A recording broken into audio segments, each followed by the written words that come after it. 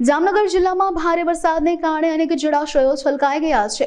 ઉપરવાસમાં થઈ રહેલા ભારે વરસાદના પગલે ડેમોમાં પાણીની પુષ્કળ આવક થઈ રહી છે, જેના પરિણામે રણજીત સાગર ડેમ અને વાગડિયા ડેમ ઓવરફ્લો થઈ ગયા છે।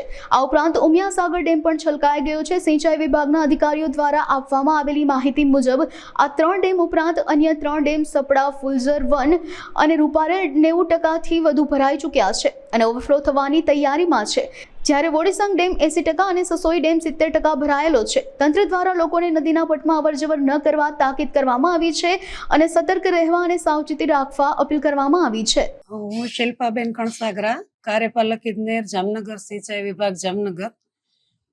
અમારા વિભાગ હસ્તક જામનગર જિલ્લાના ફ્લડ કંટ્રોલનો 24/7 ફ્લડ કંટ્રોલ રૂમ કાર્યરત છે અને એમાં અમે જામનગર જિલ્લાના બધા ડેમો ઉપર કંટ્રોલ રૂમમાં કાર્યવાહી કરવામાં આવે છે। હાલમાં જામનગર જિલ્લાના 2 ડેમો ઓવરફ્લો થઈ ગયા છે, રણજીત સાગર જે કોર્પોરેશન હસ્તકનો છે અને વાગડિયા જે રાજ્ય સરકાર હસ્તકનો છે।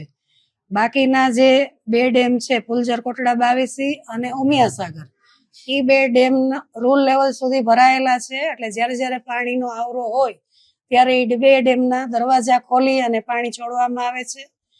એટલે લોકોને સાવચેત રહેવાની અમારા તરફથી અપીલ છે કે હાલમાં ચોમાસું સક્રિય છે અને વરસાદ બધે પડી રહ્યો છે, તો પાણીની આવક થાય તો નદીના પટમાં અવરજવર ના કરવાની અમારા તરફથી સૂચના છે, જેથી કરીને કોઈ અકસ્માત ના થાય। માલઢોરને પણ નદીના પટમાં ના લઈ જવાની સૂચના છે। બીજું કે જામનગર જિલ્લાના જે ડેમો છે એમાંથી 3 ડેમ સપડા, ફુલઝર 1 અને રૂપારેલ, એ 3 ડેમો 90% સુધી ભરાયેલા છે। એટલે હવે જ્યારે વરસાદ પડશે તો ઈ ડેમ પણ ઓવરફ્લો થવાની શક્યતા છે। વોડીસંગ ડેમ છે એ 80% સુધી ભરાયેલો છે અને સસોઈ ડેમ પણ 70% સુધી ભરાયેલો છે। એટલે હવે જે ડેમો છે ભરેલા છે, એટલે વધારે વરસાદ આવશે એટલે બધા ડેમોમાંથી ઓવરફ્લો થવાની શક્યતા હોય, બધાને સાવચેત રહેવા સૂચના છે।